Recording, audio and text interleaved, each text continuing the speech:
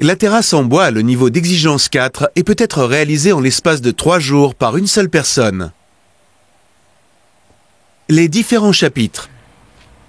En premier lieu, tu planifies exactement la construction et tu te fais un schéma de tout. Tu dois excaver le soubassement et le garnir de matériaux contre le gel. Nous utilisons du gravillon ensuite. Tu réalises la sous-construction qui s'adapte à ton motif de pose. Les planches pour terrasse y seront posées. Tu termines par une planche verticale. Tu as besoin de gravillon, de gravier fin, d'une toison de paillage, de dalles pour terrasse, d'une sous-construction, de planches de terrasse en bois.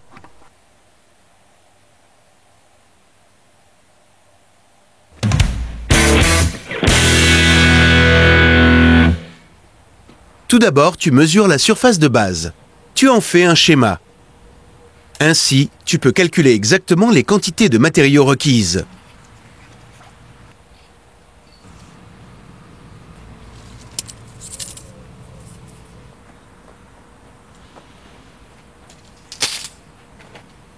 Délimite la surface en tendant un cordeau tout autour. Pour ce faire, enfonce des supports de bande de délimitation.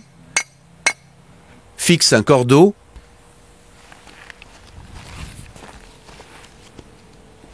Ajuste l'angle droit en te servant d'une truelle de maçon.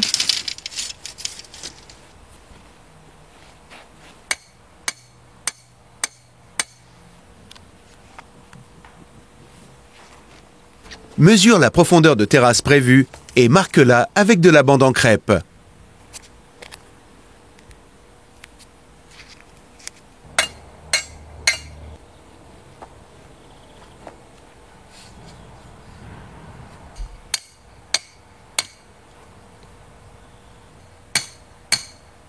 Sur les coins, laisse les cordeaux s'entrecroiser.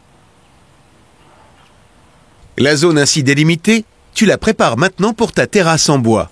Regarde comment elle se compose. Le soubassement est constitué d'au moins 20 cm de gravillon ou d'un autre matériau antigel. Ensuite, 4 cm de gravillon, toison de paillage, dalles pour terrasse, pad de calage, soubassement et planches pour terrasse en bois.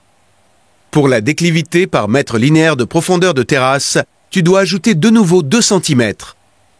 À ce sujet, davantage d'informations plus tard. En additionnant toutes les couches, tu obtiens la hauteur totale de la construction.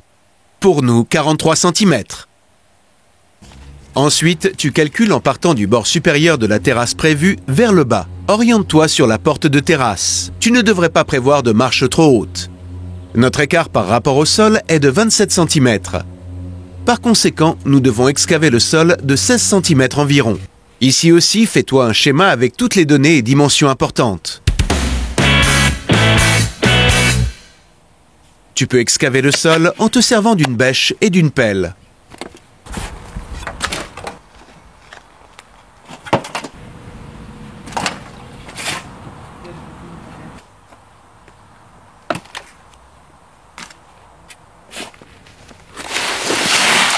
Ensuite, tu y déverses de nouveau du gravillon. Il faut le faire afin d'obtenir un soubassement bien ferme et pour assurer une protection contre le gel. Ici, d'autres matériaux sont possibles. Contre le mur de la maison, on utilise une feuille à bulles de protection. Répands le gravillon en plusieurs couches tout en le compactant toujours de nouveau avec le vibreur.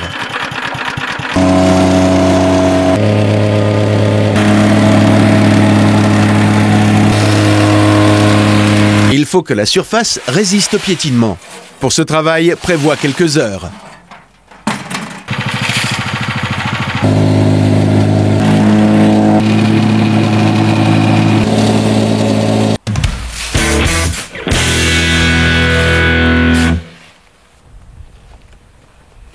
Maintenant, il faut que la couche de gravillon atteigne la hauteur correcte. Pour la mesurer, tu marques sur le mur de la maison la hauteur finale de ta terrasse. Avec la règle de maçon, tu reportes la dimension mesurée à hauteur de cette ligne. Tu retends maintenant les cordeaux qui indiquent exactement la situation de ta terrasse.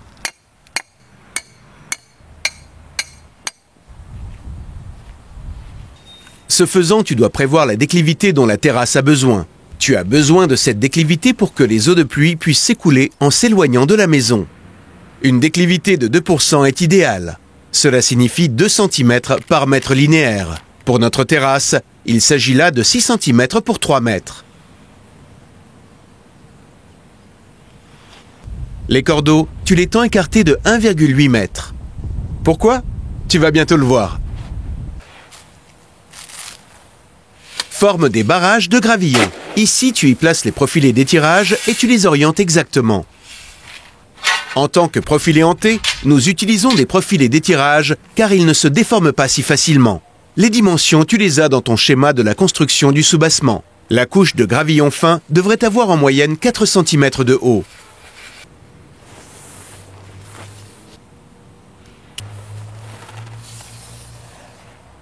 Maintenant, tu y remplis du gravillon et tu les tires à la règle de maçon.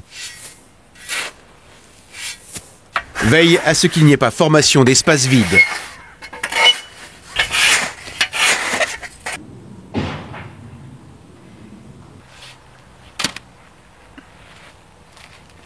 Pour terminer, enlève les profilés et remplis de gravillon les espaces vides.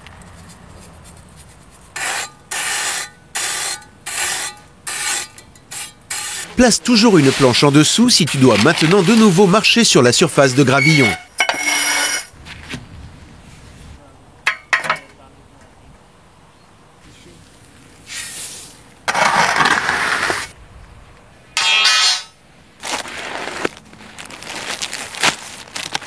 Pour terminer, tu y places une toison de paillage. Fais en sorte que chaque bande chevauche l'une sur l'autre.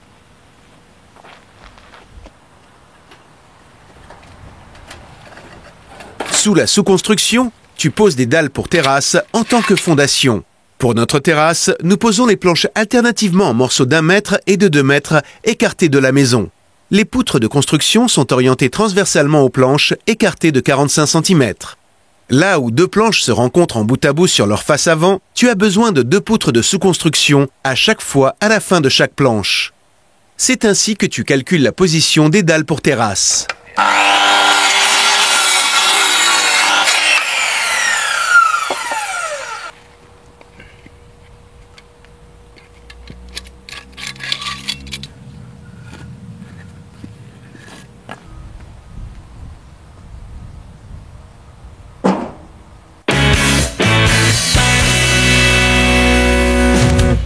Tu dois raccourcir la sous-construction.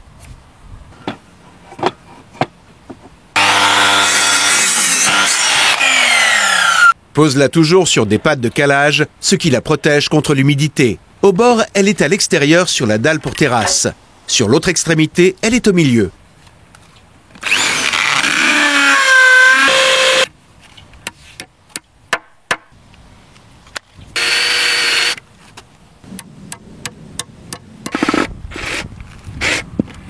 Sur la face avant, tu dois laisser 1,5 cm d'écart de dilatation.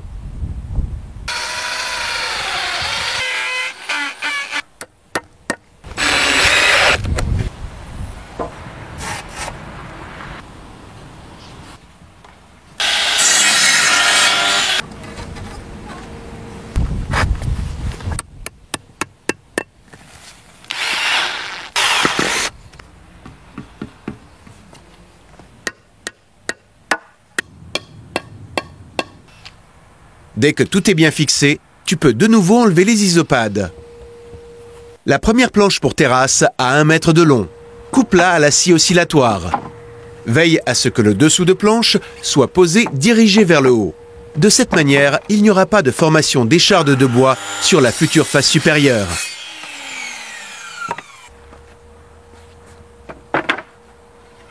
Ces écarteurs doivent être posés sous les planches. Coupe un écarteur en 2 pour la première planche.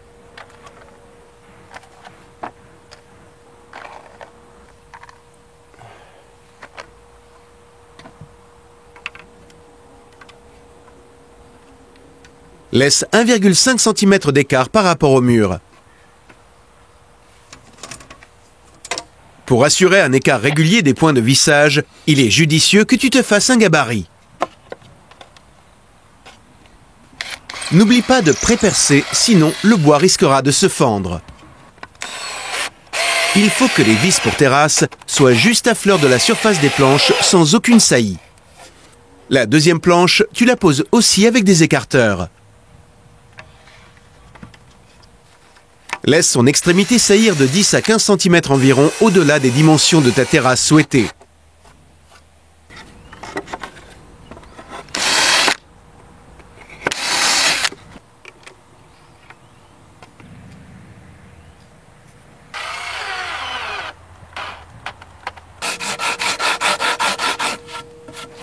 Tu devrais traiter les bords de coupe avec de la vitrification de bois debout. Maintenant, tu continues en te fiant à ton plan de pose.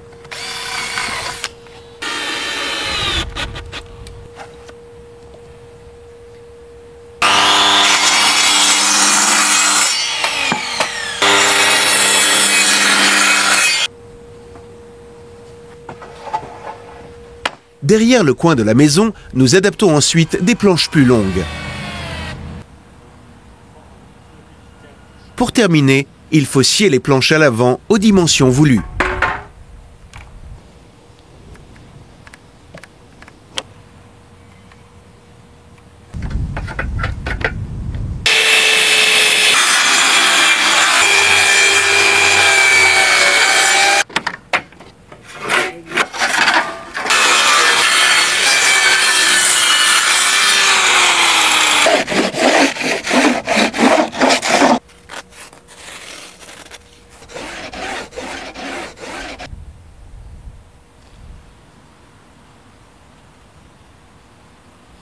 Nous réalisons le pourtour avec une planche pour terrasse. Nous la plaçons en bas. Tu dois laisser au moins un écart de 2 cm par rapport au sol. Si possible, tu peux aussi la visser à la sous-construction.